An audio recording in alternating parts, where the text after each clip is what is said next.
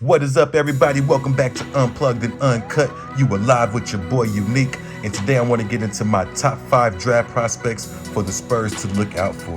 With the Spurs being in position to possibly receive a top 5 pick this year, I thought it'd be a good time to go ahead and give you guys my top 5 draft prospects coming into the 2023 NBA draft. Before I get started though, if you haven't taken the time to hit that subscribe button, make sure you do.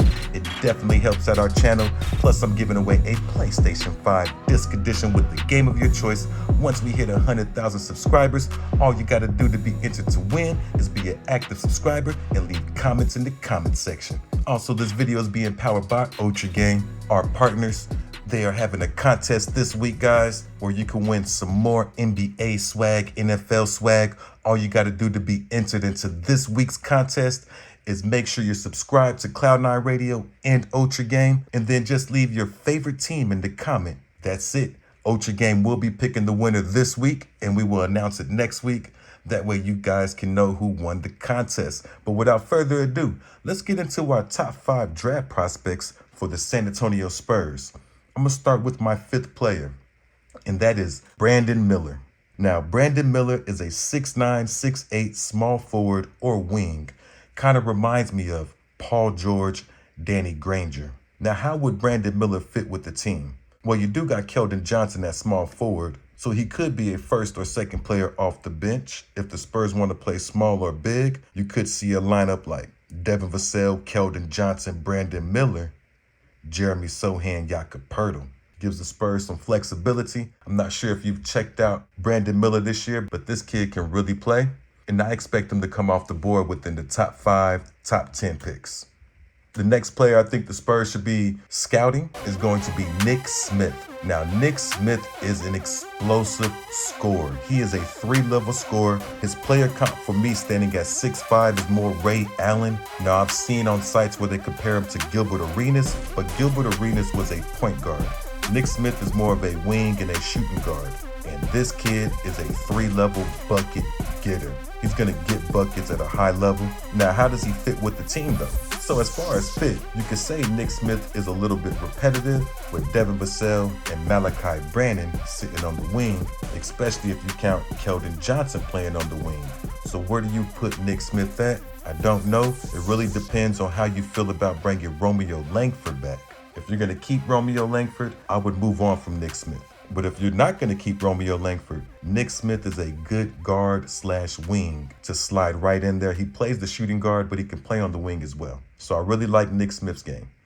The third player on my list the Spurs should be sending their scouts out to look at is Amen Thompson. Amen Thompson is a 6'7" point guard who reminds me of LaMelo and Lonzo Ball. An excellent, explosive athlete, runs the court really well, pushes the pace of the offense, excellent court vision. Just needs to work on his jump shot a little bit more from that 3-point range, and this kid will be a complete player. Truly reminds me of LaMelo and Lonzo Ball type player. Even his brother. Just let these guys get a little bit better jump shot to go with their 6'7" athletic, explosive frames. These twins are going to be some beasts.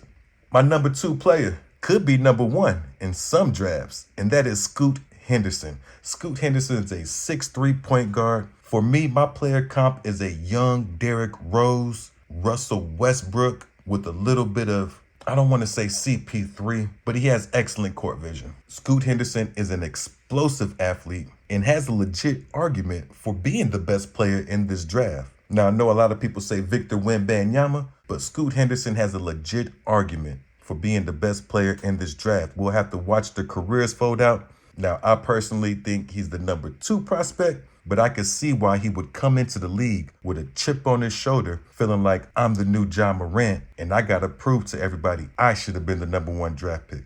Now, his fit, this is actually a perfect fit with the Spurs. But yeah, I do believe this is a perfect fit as he could come in and play point guard with the Spurs. You could have Scoot Henderson, Devin Vassell, Keldon Johnson, Jeremy Sohan, Jakob Poeltl. That should be a fun team to watch.